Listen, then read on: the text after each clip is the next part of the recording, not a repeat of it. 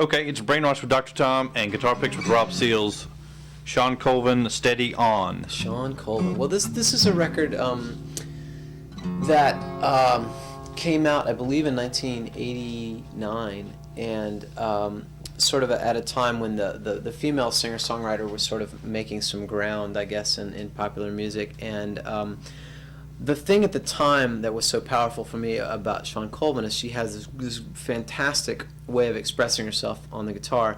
I said earlier in the interview that I like to think of the left hand, if you're a right-handed guitar player, as being your vocabulary, and the right hand as being sort of how you phrase, what you say, what you choose to say.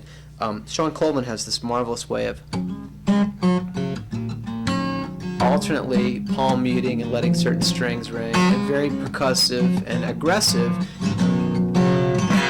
and not afraid to hammer on and use different parts of the fingerboard. If I pick the strings, for instance, back close to the bridge, I get this very bright, chiming, metallic thing, and if I pick closer up the neck, I get a warmer thing, and she's constantly moving that around and getting just a lot of variety out of the guitar. And that was something that I found very powerful, and the fact that when she performed, she could take you down to the guitar at a whisper, or it could really roar when she dug in on the bottom end, and that was something that I really loved. But I guess the part that I didn't understand at the time, and the part that probably had the most lasting impact on me, was that record.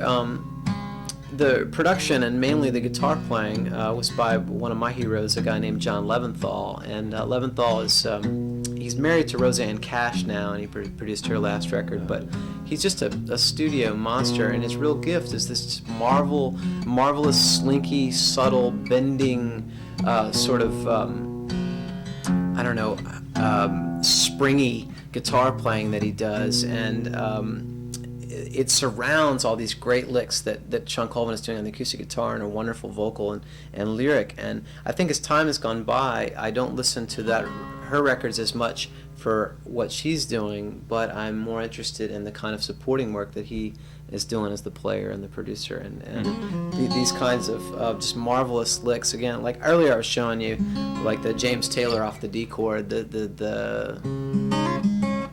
kind of thing, and the Leventhal approach is more of that kind of thing. I mean, sort of an inside out kind of thing, and then he would take it further with an electric guitar to be like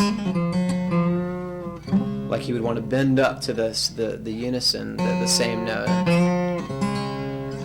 which is just an interesting texture to have underneath the acoustic guitar. And so there's a dance between the acoustic and the electric in that song that I think is just brilliant.